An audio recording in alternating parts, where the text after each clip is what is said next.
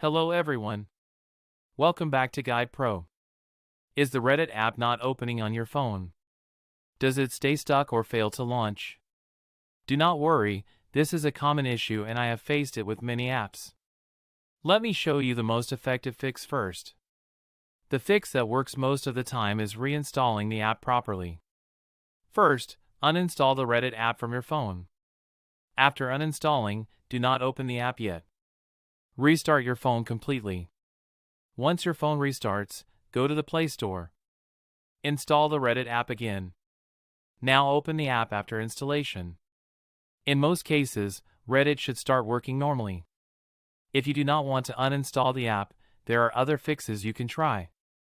Open your phone settings. Go to Apps or App Management. Find and tap on Reddit from the app list. Now tap on Storage.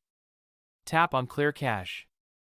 Do not clear data unless necessary. After that, go back and open App Permissions. Make sure all essential permissions are allowed. Next, open the Play Store. Search for Reddit and check if an update is available. Updating the app can also fix opening issues. These steps should fix Reddit not opening on your phone.